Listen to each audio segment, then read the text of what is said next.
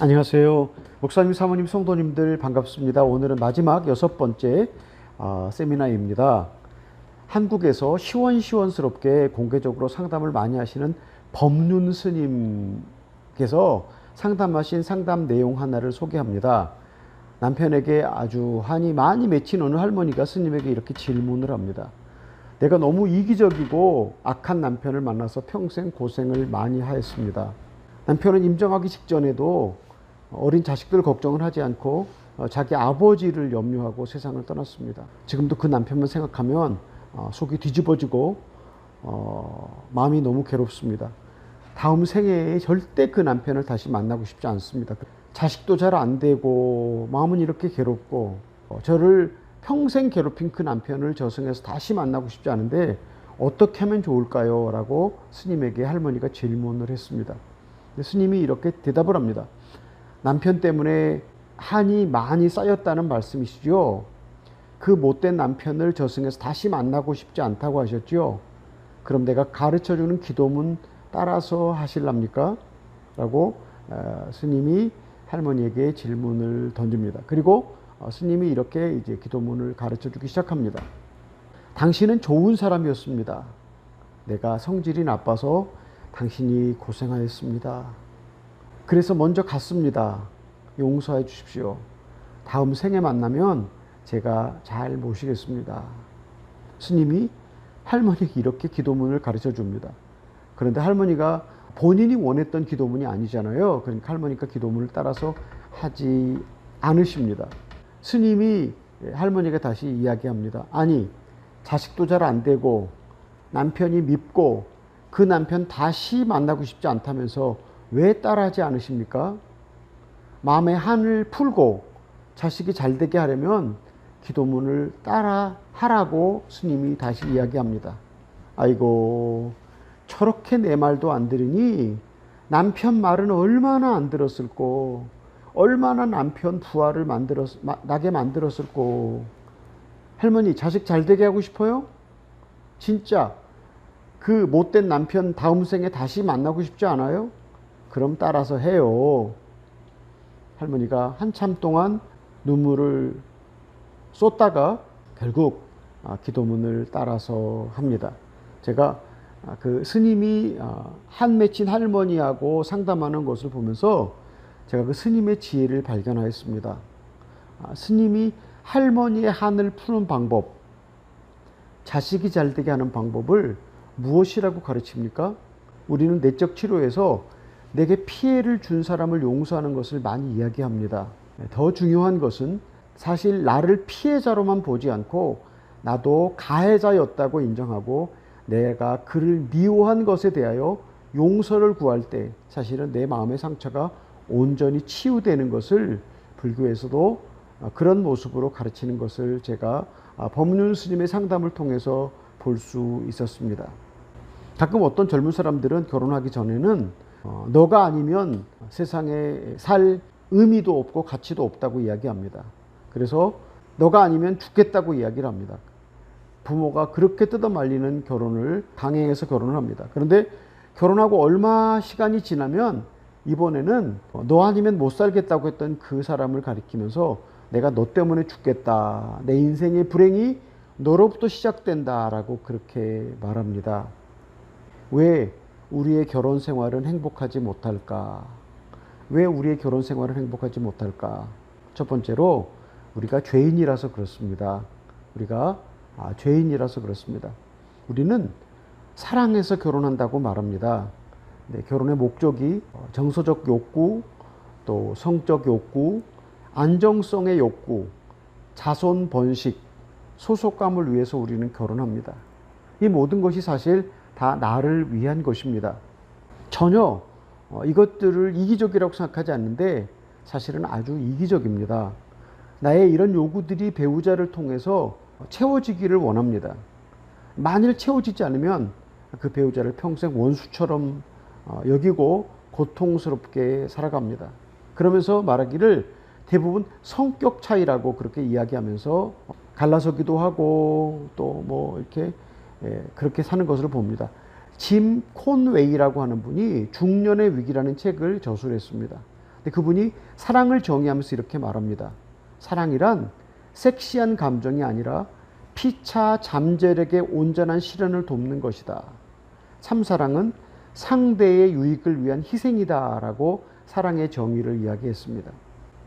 제 세미나를 들으시는 분 중에 배우자의 잠재력의 온전한 실현을 위하여 결혼하신 분 또는 배우자의 유익을 위한 희생으로 결혼하신 분 계십니까? 저도 그렇게 결혼하지 않았습니다. 사랑한다는 것, 그것 자체로 행복하게 살 것이라고 결혼을 했습니다. 첫 단추부터 잘못 끼워진 것입니다. 우리 결혼 생활이 왜 불행한가 말씀드렸죠. 우리가 죄인이고 이기적이기 때문이라고 말씀을 드렸습니다. 두 번째로 왜 우리 결혼이 불행한가? 남편과 아내의 욕구의 차이를 몰라서 그렇습니다. 그 남편의 첫 번째 욕구는 성적인 만족입니다. 두 번째 욕구는 아내와 취미 생활을 공유하는 것입니다. 세 번째 욕구는 매력적인 아내입니다. 네 번째 욕구는 아내의 내조입니다. 다섯 번째 욕구는 칭찬받고 싶은 욕구입니다. 반면 아내의 첫 번째 욕구는 무엇이었습니까? 남편에게 사랑받는 것이었습니다. 두 번째 욕구는 남편과 대화하는 것입니다. 세 번째 욕구는 남편의 정직함입니다. 네 번째 욕구는 경제적인 안정입니다. 다섯 번째 욕구는 가족에 대한 헌신입니다. 상대방 배우자의 욕구는 모르고 배우자가 내 욕구를 충족시켜 주기를 바랍니다. 그래서 문제가 생깁니다. 두 번째 결혼 생활의 문제는 배우자의 욕구를 모르고 내 욕구만 충족되기를 바라기 때문에 결혼 생활이 불행합니다. 배우자의 욕구를 모르고 내 욕구만 충족되기를 바라는 마음 때문에 결혼 생활이 불행하다는 말씀입니다. 세 번째로 남편과 아내가 서로 소통하는 법을 몰라서 그렇습니다. 남자는 남자대로 표현하고 소통을 하는 기호가 있습니다. 그런가 하면 여자는 여자대로 표현하고 소통하는 기호가 있습니다. 즉 여자는 과장과 은유적인 표현을 사용합니다. 남자들은 이런 표현을 직접적으로 받아들입니다. 그래서 서로 오해를 불러일으킵니다. 서로 말귀를 잘 알아듣지 못한다고 서로 불평을 합니다. 서로 소통하는데 성격과 기질에 따라 또 소통하는 방법이 다릅니다. 어떤 사람은 성격이 외향형이고 어떤 사람은 내향형이고 또 어떤 사람들은 말하기를 어떤 사람의 성격은 개방형이고 어떤 사람은 정리형이고 또 관리자형, 이상가형, 전략가형, 행동가형 여러 가지 이렇게 분리를 하거든요. 우리가 이런 서로 다른 차이를 인정한다는 것이 참 아주 중요합니다. 연애할 때는 어떻게 하든지 상대방의 관심을 얻기 위해서 우리가 노력을 하지 않습니까? 그런데 결혼하면 너무 행복할 것 같은데 그러나 서로에게 호감을 갖고 즐겁게 하여 주고 싶은 사랑의 감정, 열정, 도파민이라는 호르몬 효과가 작용할 때까지입니다. 사랑의 감정, 도파민 효과가 떨어지면 그렇게 대단하고 훌륭하게 보였던 배우자도 한 인간일 뿐입니다. 남자는 목적지향적이고 과업지향적입니다. 남자는 이미 결혼을 했다는 이유로 아내에게 관심이 멀어집니다. 어느 가해정 사역자는 이렇게 이야기를 합니다. 여자는 결혼하면 오빠와 함께 행복을 위하여 라는 머리띠를 띠고 마라톤을 뛰려고 한답니다. 그런데 남자는 생각하기를 잡은 고기에게 밥 주는 거 보았냐? 무슨 말인지 아시겠어요? 이미 잡은 고기에게 밥을 뭐하러 주느냐? 그러니까 남자는 이미 과업을 성취했는데 왜 여자에게 잘 보일 필요가 있느냐라고 생각한다는 것입니다. 이미 과업을 성취했다는 이유로 관심을 다른 곳으로 옮긴다는 그런 이야기입니다. 이제 누가 먼저 회복을 시도할 것인가? 결혼 생활을 유지하는데 가장 소중한 세 가지가 친밀감, 성적 만족, 동일한 가치관이라고 가형 사역자들이 말합니다. 그런데 사랑의 감정을 잃어버린 부부들, 또 오래된 상처들이 차곡차곡 쌓여 있는데 해결책이 과연 있는가? 대부분의 부부들은 결혼 생활을 지키려는 선한 의도가 있습니다. 선한 의도만으로는 충분하지 않습니다. 누군가가 먼저 일어나서 부부관계를 해결하기 위해서 시도를 해야 합니다. 저는 우리 여자 성도님들께 먼저 일어나서 해결을 시도하기를 부탁을 드립니다. 왜냐하면 우리 남자 성도님들은 부부관계 회복에 대하여 필요는 느끼지만 시도조차 하지 않으려고 합니다. 제가 남자이기 때문에 남자들의 강팍함, 무관심을 잘 압니다. 반면 우리 여자 성도님들은 타고난 성품이 사랑이시잖아요. 그래서 사랑이기 때문에 이 부부 문제를 해결하기 위해서 기도하고 시도하고 여러 가지 해결 방법을 찾으려고 노력하는 것을 제가 알고 있습니다. 우리 여자 성도님들께 해결책이 있습니다. 열쇠가 있습니다. 우리 여자 성도님들께서 부부 관계를 회복시키기 위해서 먼저 일어나서 시도하시기를 부탁을 드립니다. 진실한 사랑의 중요성. 제가 아마 5회까지 들으시면서 제가 아주 많이 강조했던 부분이라서 잘 기억하리라 생각합니다. 아내의 첫 번째 요구는 애정 표현입니다. 내외가 하루 종일 함께 있어도 애정 표현이 없으면 아내는 친밀감을 느끼지 못한다고 말씀을 드렸습니다. 선풍적인 인기를 끌었고 지금도 진행되는 아버지 학교에 등록을 하고 공부를 하면 아버지들에게 이런 숙제를 내준다고 합니다. 집에 돌아가서 아내에게 사랑한다고 꼭 말해라. 어느 장로님이 이 부부학교에 등록을 하고 이제 공부하다가 이 숙제를 받고 집으로 돌아갔답니다. 그래서 장로님이 사랑한다는 말을 꼭 하고 이제 돌아가서 숙제를 했다고 얘기해야 되는데 기회를 보다가 마침 부인이 부엌에서 일을 하는데 이때다 싶어서 뒤에서 껴안고 여보 사랑해 라고 그렇게 말씀을 하셨답니다. 깜짝 놀란 아내가 이게 뭐야? 그러니까 너무 당황한 장로님이 숙제야 숙제 그랬답니다. 그랬더니 그럼 그렇지 라고 부인이 대답을 하였답니다. 다음날 장로님이 직장에서 돌아와 남편을 맞이하는 아내를 꼭 껴안고 여보 사랑해 이번엔 진짜야 그랬답니다. 그랬더니 그 아내의 눈에 눈물이 맺혔다고 합니다. 그때 장로님의 마음에 일생 한 번도 해보지 못한 여보 사랑해 라는 말을 아내가 기다리고 있었다는 것을 확인하였답니다. 그리고 늘 사랑해 라고 말하며 행복하게 살았답니다.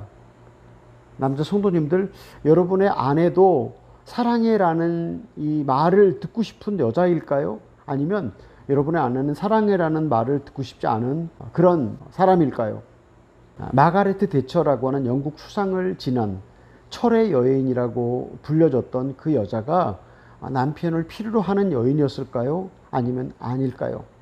3번 영국 총리에 당선되어서 영국을 호령하였던 그 여걸, 그 여자가 한낱 여인이었다는 것을 보여주는 영화가 있었습니다. 메릴 스트립이라고 하는 미국의 아주 유명한 영화 배우가 그 영국 총리의 역할로 그렇게 나왔었는데요. 마가렛 총녀가 치매에 걸려서 그렇게 남편에게 의지하고 살았음을 보여주는 영화가 마가렛 대처라는 그 이름의 영화였습니다. 혹시 우리 성도님들 우리 집사람 허운석 선교사 설교를 들어보신 분 있으십니까? 집사람 설교를 들어보신 분들은 아마 제 말을 잘 이해하실 텐데 집사람은 너무 탁월해서 제가 같이 있으면 항상 질투를 느꼈습니다. 여자가 하는 일, 살림하는 일, 또 아이들을 키우는 일, 또 그런가 하면 선교 사역, 또 어디 가서 설교를 하거나 그럴 때 저보다 훨씬 더 잘해서 제가 항상 주눅이 들었었거든요. 저는 우리 집사람이 이렇게 탁월하게 아이도 잘 키우고 살림도 잘하고 일도 잘하고 설교도 잘하기 때문에 우리 집사람이 저를 필요로 하는 여자라는 것을 생각하지 않고 33년을 거의 살았습니다. 그런데 암이 재발되고 죽음이 가까워졌을 때 비로소 저는 제 아내가 저를 필요로 하는 한 가냘픈 여인이었음을 발견했습니다. 그때 제가 아주 짧게 남편의 역할을 하였습니다. 그럼 제가 아주 가부장적인 남편이었냐 하면 그렇지는 않았습니다. 제가 군대 생활을 카투사로 미군 부대에서 했거든요. 그래서 미국 문화를 익혔습니다. 결혼 기념일이 되면 그 결혼한 연도만큼 숫자의 100장미를 선물했습니다. 또 늘 아내를 위해서 꽃집을 지나가노라면 꽃을 사서 선물했고요. 아내와 헤어져서 다시 만날 때는 기쁘고 설레는 마음으로 선물을 준비했고 꼭 가서 선물을 전해 주었습니다. 몇 번 제 아내가 저한테 이런 얘기를 했어요.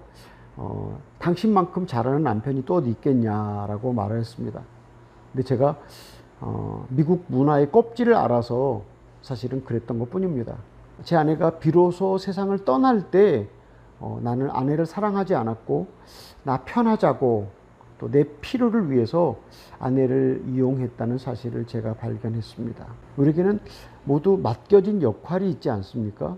아내의 역할, 엄마의 역할 또는 직장인의 역할 이런 역할들이 갖고 있잖아요. 그런 역할들을 갖고 있지 않습니까? 제 아내는 한 인간으로서 아마존에서 알러지 체질을 갖고 매일 독충에게 물리면서 살았습니다. 그래서 제 아내의 팔과 다리가 마치 소나무 껍질처럼 그렇게 상처가 많이 있었습니다. 저는 그렇게 힘들게 살아가는 아내를 위로하지도 않았고 돌보지도 않았습니다. 우리 선교지에 옛날에 아이들이 공부할 학교가 없어서 아이들을 떠나보내고 늘 제 아내는 울었습니다. 아이들을 보러 갈 때면 아이들이 부모 없이 혼자 살았을 걸 생각하고 울었고 또 아이들을 보고 다시 돌아올 때는 내가 혼자 어떻게 살았을까 생각하면서 울었다고 그렇게 이야기를 하였습니다. 엄마로서 자식을 떼어놓고 살아가는 고통을 저는 이해하거나 그 고통을 사람과 함께 나누지 않았습니다. 아내로서 저 같은 완벽주의자와 또 고지식한 사람과 사느라고 얼마나 힘이 들었겠습니까? 모든 것에 제 눈치를 보느라고 얼마나 숨이 막혔겠습니까? 저는 모든 것이 반듯하고 완벽해야 마음이 편합니다. 제 집사람은 좀 어지러 있어도 아무렇지도 않더라고요. 제가 그런 것을 볼 때마다 얼굴을 찌푸릴 때 제 아내가 얼마나 고단하였겠습니까? 저는 제 방식대로 제 집사람이 모든 것을 해주기를 바라고 있었습니다. 저는 그런 아내의 고단한 삶을 배려하지 않았습니다. 선교사로서 같이 사역하면서 픽박과 모욕, 독살 시도를 받았습니다. 그때 여자인 허선교사의 마음은 저보다 더 아팠을 텐데 저는 마음 아픈 것만 생각하고 제 집사람의 고통은 헤아리지 않았습니다. 이런 저를 제가 생각해 보면 저는 아내를 돕는 배필로 살지 않았다는 것입니다. 한 인간으로서, 엄마로서, 아내로서, 선교사로서 제 집사람이 겪는 아픔에 대하여 위로와 돌봄이 없었다는 이야기입니다. 제 사랑은 미국 문화의 껍질을 아는 공허한 그런 껍질 같은 사랑일 뿐이었습니다. 이것을 제가 아내가 떠난 후에 더 깊이 깨달았습니다. 나는 나밖에 몰랐구나. 내 앞가림하기에만 급급하게 살았구나. 내 완악함과 무관심 때문에 아내는 외롭고 힘들고 고통스럽게 살다가 만 60세를 살고 세상을 떠났다는 생각이 들었습니다. 제가 이런 생각을 해보았습니다. 만일 제 아내가 저를 만나지 않고 원만한 인격을 갖춘 사람을 만나서 결혼하였으면 어땠을까? 근생이 훨씬 더 아름답게 꽃피고 열매를 맺고 행복한 삶을 살았을 것이라는 생각을 합니다. 지금은 아무리 가슴을 치고 후회를 해도 돌이킬 수 없습니다. 제 아내가 암투병을 하기 전에 저를 위한 조언을 많이 했었습니다. 저는 제 집사람이 저한테 들려주는 조언을 들을 때마다 항상 짜증을 냈고 저를 괴롭히는 것으로 오해하였습니다. 저를 통제하고 가르친다고 생각하면서 돌담이 되어서 제 아내에게 분노를 표출하였습니다. 제가 제 집사람 떠나고 난 다음에 비로소 알았습니다. 그것이 저를 향한 얼마나 큰 사랑이었고 사랑의 절규였고 저를 위한 진심이었다는 사실을 제 집사람이 떠나고 난 다음에 알았습니다. 옛날에는 잔소리로 생각했던 것을 제 집사람이 떠나고 나니까 진심으로 보여지더라고요. 성도님 여러분, 한 침대에서 같은 공간에서 함께 사는 것으로 부부의 역할을 하는 것이 아닙니다. 성경에서 결혼은 서로 돕는 배필이 되는 것이라고 합니다. 그럼 남편의 역할이 무엇이겠습니까? 주님처럼 당신 자신을 주는 것입니다. 한 인간으로, 아내로, 엄마로, 밖에 나가서 일하시면 직장인으로 살아가는 고통과 아픔을 나눠주고 위로하는 것입니다. 어떻습니까? 우리 남자 성도님들 매일 직장에서 열심히 돈 벌어서 가족을 부양하는 것 남자가 할 일입니다. 저처럼 늘 선물과 꽃을 선물하는 것도 좋습니다. 더 중요한 것이 있습니다. 한 인간으로, 아내로, 엄마로, 직장인으로 살아가는 고통과 아픔을 나눠주고 위로하는 것입니다. 다시 말씀드립니다. 한 인간으로, 아내로, 엄마로, 직장인으로 살아가는 고통과 아픔을 나눠주고 위로하는 것입니다. 여자 성도님들도 마찬가지라고 생각합니다. 남편이 한 인간으로서 가장이라는 책임을 지고 그가 세상에 나가서 가족을 위하여 일합니다. 자존심이 뭉개지고 비난을 받아도 가족들의 얼굴을 떠올리며 일을 합니다. 직장 생활도 잘하고 싶습니다. 남편으로서의 역할도 잘하고 싶습니다. 아버지의 역할도 잘하고 싶습니다. 그런데 세상이 그렇게 녹록하지 않습니다. 이제 성도님들, 남편의 고통과 아픔을 나눠주고 위로하여 주시기를 부탁을 드립니다. 또 다시 말씀드립니다. 여자 성도님들, 남편의 고통과 아픔을 위로하여 주시고 나눠주시기를 부탁을 드립니다. 남자는 3명만 모여도 스스로 서열을 정하고 그 서열에 따르는 것이 남자들의 세계입니다. 그래서 아내의 칭찬과 인정, 존경을 온 마음으로 보여주십시오. 우리 여자 성도님들께 간곡하게 외원합니다. 제가 남자라서 눈물이 나려고 합니다. 우리 모두 서로 주고받았던 상처의 감옥에서, 가부장적인 감옥에서, 이기심의 감옥에서 나와야 합니다. 남자 성도님들, 오늘부터 여러분의 의지를 발동하여 남편은 아내를 사랑하십시오. 여자 성도님들 역시 의지를 발동하여 남편을 존경하십시오. 내일은 우리를 기다려주지 않습니다. 저는 한 번도 제 나이 58세에 제가 호라비가 되리라고는 꿈에도 생각해 보지 않았습니다. 저처럼 호라비가 되어서 또는 과부가 되어서 땅을 치고 슬퍼해도 여행을 떠나버린 배우자는 다시 돌아오지 않습니다. 저처럼 호라비가 되어서 또는 과부가 되어서 땅을 치고 슬퍼해도 여행을 떠나버린 배우자는 다시 돌아오지 않습니다. 대체 불가능한 배우자에 대한 그리움이 하늘 끝에 닿아도, 회한의 눈물이 강을 이루어도 천국에 가기 전에는 다시 볼 수조차 없습니다. 누가 내 구원을 확인하여 줄까? 누가 내 구원을 확인하여 줄까? 주님은 우리가 교회 생활을 잘 한다고 천국에 들여보내지 않습니다. 주님께서 우리에게 주신 대표적인 2계명 중에 한 계명이 내 이웃을 내 몸처럼 사랑하라고 하는 말씀입니다. 그러면 마태복음 25장 45절에서는 주님께서 지옥으로 보내는 자들에 대하여 말씀하십니다. 작은 자에게 배고팠을 때, 옥에 갇혔을 때, 병들었을 때 찾아보지 않아서 지옥으로 보낸다고 하였습니다. 종교개혁자 마틴 루터는 이렇게 말하였습니다. 남편에게 가장 가까운 이웃은 아내이다. 가장 가까운 이웃인 아내부터 사랑해야 합니다. 마태복음 25장 45절에서 그럼 작은 자는 누구일까요? 마태복음 25장 45절 말씀에서 작은 자는 누구일까요? 그 작은 자가 가장 가까이에 있는 아내이고 남편입니다. 가장 가까이 있는 아내가 또는 남편이 굶주리고 병들고 갇히고 추위에 떨고 있다. 이거를 우리가 다른 말로 표현하면요. 아내가 남편이 심리적으로 굶주리고 심리적으로 병들고 심리적으로 상처의 감옥에 갇혀 있고 심리적으로 사랑 없는 추위에 떨고 있는데 돌보지 않았습니다. 그럼 그가 갈 곳이 어디겠습니까? 지옥일까요? 아니면 천국일까요? 하나 짚고 넘어가겠습니다.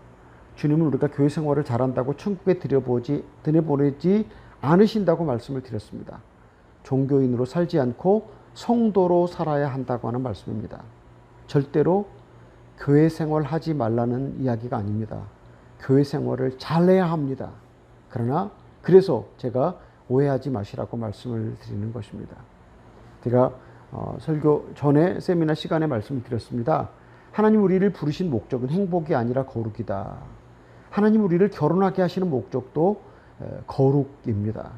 음주, 흡연, 도박, 폭력, 외도, 폭언 그만두는 것 아주 중요합니다. 그런데 더 중요한 변화는 진정한 내면의 변화, 속 사람의 변화입니다. 제가 오래전에 발견하고 깜짝 놀란 사실이 하나 있습니다. 우리가 종교인에서 비로소 확실히 거듭난 사람으로 바뀐 것을 우리가 종교인으로 살다가 우리가 확실히 변화된 것을 누가 어떻게 증명할 수 있을까?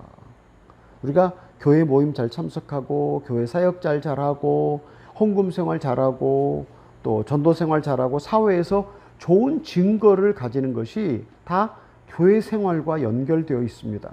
그런데 하나님의 사람으로 변화되었다는 것을 누가 증명해 주느냐? 목사님이 증명해 줄까요? 장로님, 또 권사님, 집사님이 증명해 줄까요? 아닙니다. 아내가 증명해 줍니다. 아내가 사랑받는 것을 통하여 증명하여 줍니다. 어떻게 증명하여 주는지 아십니까? 아내가 고백하기를 내가 이제야말로 남편에게 사랑받는 존재라고 느껴집니다. 내 남편이 이제 나를 사랑합니다 라고 고백하면 그 남편이 비로소 하나님의 사람으로 확실히 거듭난 것입니다. 아내가 그렇게 고백하면 그 남편이 하나님의 사람으로 확실히 변화된 것입니다. 마찬가지입니다. 남편도 고백하기를 이제 아내가 나를 존경합니다. 이제 아내가 나를 인정하여 줍니다. 그럼 아내가 확실히 변화된 것입니다. 이 고백이 부부간에 꼭 있어야 합니다. 여러분, 이 고백을 받고 난 다음에 주님께로 돌아가야 합니다. 종교인은 천국에 들어갈 수 없습니다. 주님을 구주로 영접하고 거듭난 하나님의 사람, 변화된 성도, 제자로 주님을 따른 사람만이 천국에 갈 수 있습니다. 누가 우리의 구원을 확인하여 줍니까? 아내가 남편의 구원을, 남편이 아내의 구원을 확인하여 줍니다. 은혜의 빛으로 살아라. 은혜의 빛으로 살아라라고 말씀을 드리고 싶습니다. 분당 우리들 교회에 김양재 목사님의 설교에서 제가 참고하는 내용입니다. 그 교회에 목자로 계신 한 성도님의 나눔이라고 그렇게 이야기를 합니다. 남편이 20년째 일정한 수입이 없습니다. 음주운전을 하고 벌금을 냈습니다. 공무집행 방해로 재판을 받고 1년 동안 재판을 받고 벌금을 냈습니다.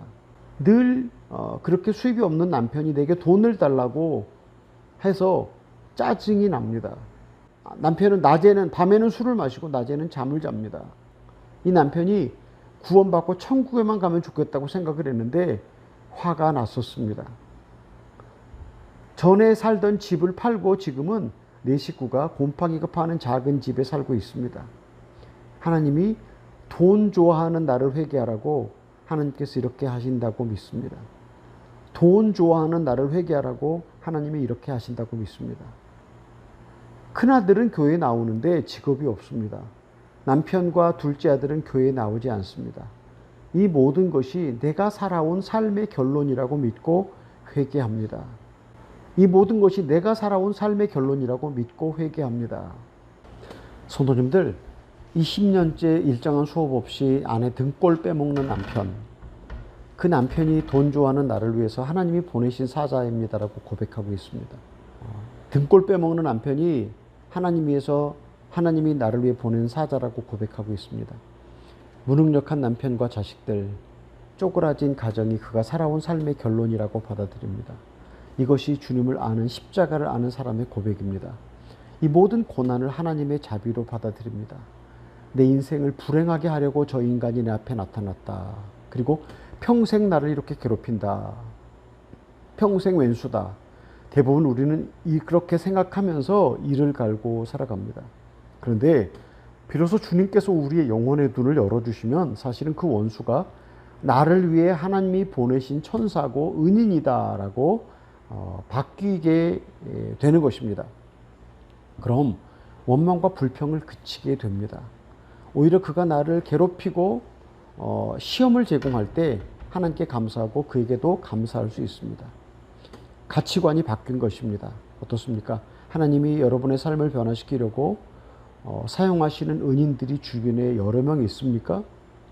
제가 이런 복음을 전하고 또 전해도 절대로 이것을 받아들이지 않고 그냥 자기를 괴롭히는 사람들을 원수라고 생각하면서 하나님 그 남편, 그 아내, 그 자식 변화시켜달라고 울고불고 기도하는 교인들이 아주 많이 있습니다. 하나님께서 보내신 천사, 보내신 은인이 그분 변화되라고 일하고 있는데 자기는 변화될 생각 안 하고 자식, 남편, 아내를 위해서 변화시켜달라고 기도할 때 하나님이 이런 기도를 절대 응답하지 않으십니다. 왜 응답하지 않으시는지 아십니까? 너가 변화되라. 너가 변화되면 그는 자동적으로 변화될 것이다. 너가 먼저 변화된다고 주님께서 우리에게 가르쳐 주시고 말씀을 하십니다. 그래서 내가 변화되면 바로 나를 괴롭히고 힘들게 하던 그 원수가 아니고 은인이고 하나님 천사로 보여지기 때문입니다. 나 같은 죄인을 천국에 데려가려고 안성맞춤으로 내 죄악을 몽탕 까발리시고 내 전모를 보여주시는 것을 감사합니다. 이런 고백이 우리 성도님들의 마음속에 있어지기를 바랍니다. 나 같은 죄인 때문에 남편이 너무 고생합니다. 나 같은 죄인 때문에 제 아내가 너무 고생합니다. 이것을 깨달으면 주님의 빛이 비출 것입니다. 이 복을 꼭 받으시기 바랍니다. 하나님께서 한 사람 한 사람을 천국에 데려가시려고 이렇게 세상 모든 것을 통해서 역사하고 계십니다. 이 코로나 바이러스도 우리를 천국에 데려가시기 위해서 하나님이 사용하시는 한 전염병이라고 저는 생각을 합니다. 이 세미나를 들으시는 분들 중에 또 사별을 하셨거나 불가피하게 이혼을 하신 분들도 계실 것이라고 생각을 합니다. 제가 세미나를 시작하면서 그 법륜 스님께서 상담했던 상담 내용을 말씀드렸죠. 평생 아내를 괴롭히고 일찍 세상을 떠난 남편, 다시 만나고 싶지 않은 남편, 어떻게 하면 좋을까? 이게 스님이 가르쳐준 방법, 당신은 좋은 사람이었습니다. 내가 성질이 나빠서 당신이 고생하셨습니다. 당신이 먼저 갔습니다. 용서해 주십시오. 다음 생에 만나면 제가 잘 모시겠습니다. 상처를 주고 피해를 준 대상을 향해 내가 용서를 구할 때 반응의 죄를 회개하는 것입니다. 그럼 내 마음의 상처가 치료됩니다. 그럼 내 마음이 평안해지고 그 결과 우리 주변에 있는 모든 사람들이 다 평안해지고 자녀들도 잘 되게 될 것입니다. 사실입니다. 내게 상처와 피해를 준 남편과 아내, 자녀들, 이웃들이 가해자다. 그리고 나는 피해자일 뿐이다. 라고 악령은 우리에게 계속해서 너는 피해자다. 너는 피해자다라고 우리를 향해서 그런 생각을 주입시킵니다. 너는 피해자다. 너는 피해자다가. 이것이 악령이 우리를 향해 쏘아대는 독화살입니다. 우리를 파괴하는 전략입니다. 피해자는 책임이 전혀 없다고 생각하고 피해자는 회개하지 않습니다. 피해자는 원망할 뿐입니다. 내가 피해자이지만 그러나 또한 가해자라고 인정하면 내가 책임을 인정하고 해결 방법을 찾게 됩니다. 그동안 일어났던 모든 사건들을 주님의 은혜의 빛으로 해석할 수 있습니다. 그동안 일어났던 모든 사건들이 나를 사랑하신 하나님께서, 독생자를 주신 하나님께서 허락하신 일이라고 인정할 수 있습니다. 이 사건들로 인해서 내가 주 예수 그리스도로 인하여 치유되고 회복되고 주님을 더 많이 소유할 수 있음을 믿게 됩니다. 이 사건들은 내가 감당할 수 있기 때문에 주님이 허락하셨다는 사실을 받아들일 수가 있습니다. 그럼 기도하면서 주님의 도움으로 우리가 일어나게 됩니다. 저는 불가피하게 이혼을 하셨거나 사별을 하신 어떤 분이라도 내가 결코 피해자만 아니고 가해자라고 인정하기를 바랍니다. 내가 부족해서 또는 악해서 배우자에게 그렇게 고통을 준 것에 대해서 진심으로 회개할 수 있기를 바랍니다.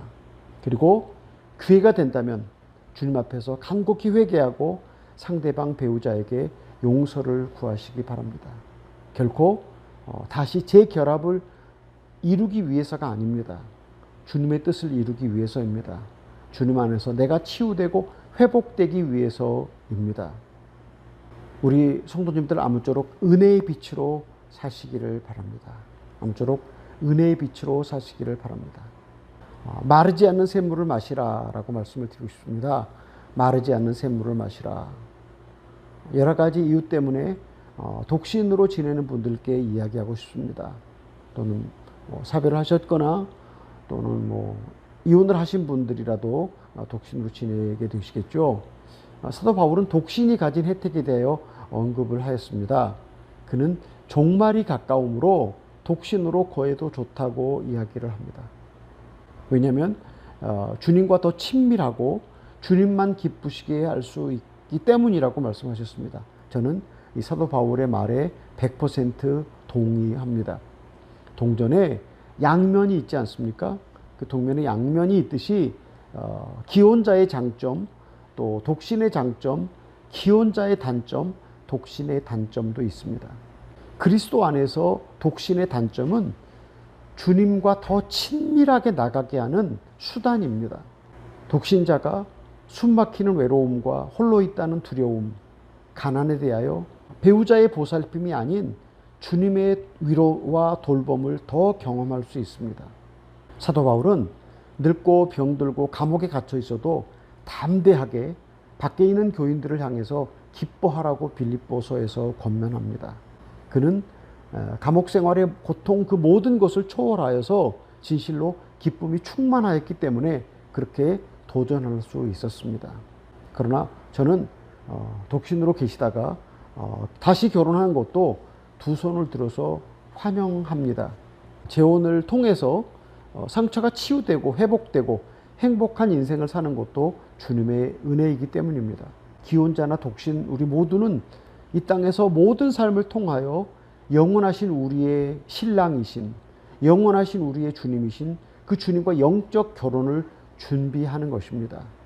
하나님께서 우리 이 땅에 보내신 목적이 무엇입니까? 모든 면에 거룩하여서 그리스도의 장성한 분량에 이르러 우리의 본향 천국으로 돌아가는 것입니다. 제가 여러 번 말씀드린 적이 있는데요. 우리 호르몬 중에 하나인 도파민 효과에 대해서 말씀을 드리지 않았습니까? 어떤 상대를 만나서 가슴 뛰는 행복함이 도파민 효과잖아요. 근데 효과는 최고로 길면 2년 반이라고 합니다. 1년에 끝날 수도 있고 더 짧게 끝날 수도 있고 아무리 길어야 2년 반인데 우리는 주님 안에서 이 도파민 효과를 계속 누릴 수 있습니다. 주님 안에서 우리가 이 도파민 효과를 계속 누릴 수 있다고 말씀을 드립니다. 아내로서 남편을 존경하고 그를 돕기 위하여 나를 쳐서 복종시킬 때입니다. 또 남편으로서 아내를 사랑하고 섬기려고 내가 회개할 때입니다. 설령 배우자가 주님께서 원하시는 대로 곧 바꿔지지 않아도 행복합니다. 왜냐하면 내가 변화되고 성숙함에 이르면 배우자가 줄 수 있는 어떤 사랑이나 존경보다 주님 안에서 더 감사하게 행복한 삶을 주님과 함께 누릴 수 있기 때문입니다. 그래서 주님이 우리에게 주시는 이 행복과 감사는 도파민 효과와 비교할 수 없는 계속되는 것이라고 하는 말씀을 드리는 것입니다. 저는 독신으로 살아도 마찬가지라고 생각합니다. 내가 주님을 사랑하고 형제들을 사랑하기 위하여 자아를 죽음에 넘길 때 주님께서 우리에게 풍성한 기쁨을 주십니다. 기혼자나 독신자나 누구나 다 주님의 뜻을 이루기 위하여 자신을 부인하고 십자가를 질 때 주님은 영원히 마르지 않는 샘물 같은 행복과 기쁨을 우리에게 주십니다. 기혼자나 독신자나 누구나 다 주님의 뜻을 이루기 위하여 자신을 부인하고 십자가를 질 때 주님은 우리에게 영원히 마르지 않는 샘물과 같은 행복과 기쁨을 우리에게 주십니다. 이것은 도파민이 주는 효과보다 훨씬 더 계속되는 그런 영원히 마르지 않는 샘물입니다. 우리 자녀들에게 어떤 유산을 물려줄 것인가? 결혼한 부부는 서로 사랑하며 행복하게 사는 것이 하나님의 뜻입니다. 행복하게 사랑하는 부부를 통해서 하나님의 뜻이 이 땅에서 이루어집니다. 하나님의 뜻이 이 땅에서 이루어질 때 자녀들이 다음 세대를 이어서 하나님의 뜻을 이루어 갈 것입니다. KBS 다큐멘터리를 통해서 제가 찾은 자료입니다. 아기의 2세, 3세 때 감정의 뇌가 가장 빠르게 발달한다고 합니다. 그 시기에 부모의 사랑을 충분히 받으면 3살이 될 때까지 성인 뇌의 80%까지 발달한다고 합니다. 반대로 부모의 사랑을 받지 못하고 충분히 받지 못한 아기는 뇌가 성장하지 못하고 감정적인 것을 잘 못 느끼게 된다고 합니다. 역시 부모의 사랑과 보호를 잘 받지 못한 아이들은 뇌가 절반밖에 받지 못한 것을 이렇게 보여주는 것을 보았습니다. 더불어 부모의 사랑과 보호를 충분히 받지 못한 아기들은 감정 조절 능력, 스트레스 해결 능력 등이 현저하게 떨어집니다. 이런 아기들은 성장에서도 계속해서 정서적인 문제를 갖고 살아나간다고 합니다. 부모가 아기에게 보여주는 관심과 사랑이 한 아이의 전 인생에 중요한 영향을 미치는 것을 증명해 주는 것을 보았습니다. 제가 정태기 교수님의 강의에서 들은 내용입니다. 우리에게는 무의식이라는 것이 있습니다. 그런데 이 무의식이 형성될 때가 언제냐 하면 태어나서 5살 때까지 우리 안에 무의식이 형성된다고 합니다. 그때는 우리가 기억을 못 하는데 아이가 느끼는 그런 것들이 무의식에 아주 중요한 영향을 미친다고 합니다. 부모가 서로 사랑하고 행복한 모습을 보고 자라는 아이들은 무의식이 평안하게 형성된다고 합니다. 그런가 하면 아이가 있는 데서 부모들이 다투고 싸우고 불안한 모습을 부모들이 보이게 되면 불안한 무의식이 형성된다고 합니다. 평안한 가정에서 자라서 무의식이 평안하게 이렇게 형성된 아이들은 그가 가진 능력의 100%에서 90%를 창의적인 일에 사용한다고 합니다.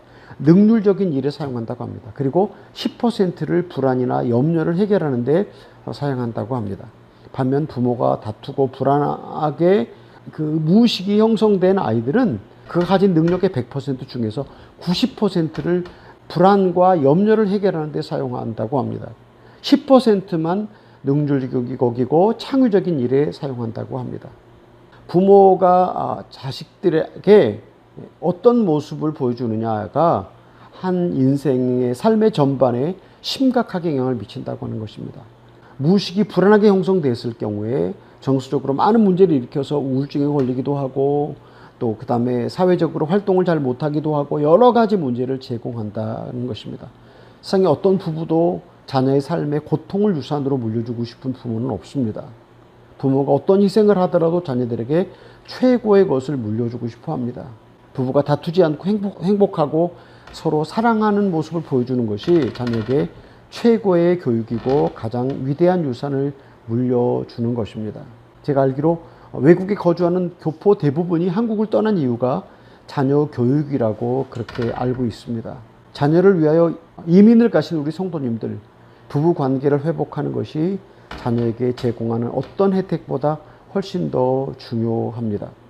자녀에게 가장 좋은 것, 그것은 부모가 서로 사랑하며 행복한 모습을 보여주는 것입니다.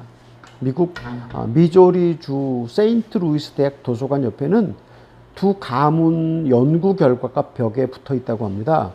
246년 전에 매사추세츠주 뉴햄프턴이라는 도시에 조나단과 사라라는 부부가 살았답니다.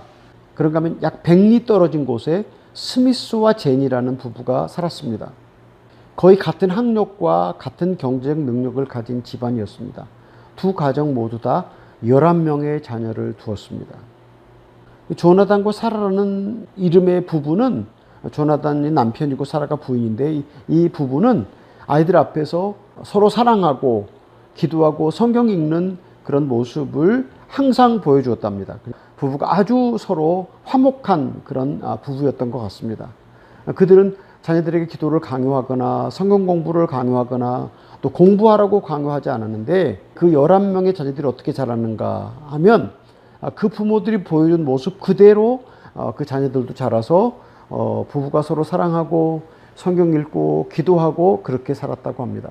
또 그 손자, 증손자들도 역시 같은 모습으로 살았다고 합니다. 그리고 240년이 지났습니다. 이 가문에서 어떤 사람들이 나왔냐? 부통령 1명, 주지사 7명, 대학 총장 27명, 장차관 87명, 의사 600명, 변호사 700명, 목사 300명, 미국에서 재벌 75명, 세계적 발명가 25명, 시장 수십 명이 나왔다고 합니다. 조나단과 사라의 후손들로 인해서 미국과 전 세계 사람들이 큰 혜택을 입었다고 합니다. 반면 같은 조건의 경제력, 학력 그리고 자녀의 수까지도 비슷했던 스미스와 제니 가문은 어떻게 되었을까요? 스미스와 제니는 서로 타락을 해요. 술 마시고 부부끼리 싸우고 집안이 난장판이 되었다고 합니다. 스미스와 제니 가문의 11명의 자녀들은 부모가 싸우고 서로 술 마시고 서로 증오하는 모습을 보고 자랐습니다. 그 11명의 아이들도 똑같이 부모처럼 싸우고 술 마시고 미워하는 모습을 보고 살았습니다. 손자들도 역시 마찬가지로 그 부모가 하는 모습을 보고 그대로 따라 살았습니다. 그리고 246년이 지나고 어떤 결과가 나왔겠습니까? 후손 중 119명이 형무소에서 사형을 당했다고 합니다. 그리고 3분의 1이 정신병원에서 죽었다고 합니다. 선량한 미국 시민들 800명이 이 스미스 제니 가문 사람들로 인하여 살해를 당하고 피해를 보았다고 합니다. 성도님들, 부부가 화목하고 주님을 사랑하고 살았던 두 내외 조나단과 사라의 가정은 미국의 명문가가 되었습니다. 그 후손들로 인하여 미국과 전 세계가 도움을 입었습니다. 그런가 하면 서로 다투고 불화하고 하나님을 사랑하지 않았던 스미스와 제니 가정은 범죄자의 소굴이 되었습니다. 그 후손들로 인하여 많은 선량한 미국 사람들이 목숨을 잃었고 피해를 입었습니다. 우리 성도님들, 자녀들에게 무엇을 유산으로 물려주고 싶으십니까? 우리 성도님들의 자녀들에게 주님을 유산으로 물려주시기 바랍니다. 부부가 행복하고 평안하게 사는 삶을 유산으로 물려주시기 바랍니다. 많은 물질도 아닙니다. 높은 학력도 아닙니다. 그 어떤 것보다 중요한 것이 주님을 유산으로 물려주는 것입니다. 부부가 행복하고 평안하게 사는 삶을 유산으로 물려주는 것이 가장 최선이라고 하는 말씀입니다. 이제 결론을 말씀드리겠습니다. 제가 세미나를 진행하면서 여러 번 사랑은 열정이나 감정이 아니라 의지의 표현이라고 말씀을 드렸습니다. 제가 앞에서 인용했던 짐 콘웨이가 정의한 사랑의 정의도 사랑이란 섹시한 감정이 아니라 피차 잠재력의 온전한 실현을 돕는 것이다. 참 사랑은 상대의 유익을 위한 희생이다 라고 말씀을 드렸습니다. 대부분의 부부들이 선한 의도를 갖고 있다고 말씀을 드렸습니다. 그러나 선한 의도만으로는 충분하지 않습니다. 우리 남자 성도님들, 의지로 아내를 사랑하십시오. 우리 여자 성도님들, 의지로 남편을 존경하십시오. 가장 아름다운 모습, 사랑의 모습이 고린도전서 13장 4절로 7절에 있는 말씀입니다. 사랑은 오래 참고 온유하며 아주 아름다운 사랑의 말씀입니다. 이 고린도전서 13장 4절 7절 말씀을 여러분들의 의지로 사랑의 꽃을 피우시기 바랍니다. 여러분의 의지로 사랑의 꽃을 피우시기 바랍니다. 장장 6회에 걸쳐서 온라인으로 부부 세미나에 참석하여 주신 성도님들 너무 감사합니다. 얼굴을 대면하지도 못하고 또 질문도 받지 못하고 이제 끝을 맺습니다. 성도님들의 반응이 아주 궁금합니다. 제 세미나가 조금이라도 도움이 되었다면 메일이나 카톡으로 알려주시면 대단히 감사하겠습니다. 우리 목사님, 사모님, 모든 성도님들 제 세미나 잘 들어주셔서 너무 감사합니다. 감사합니다.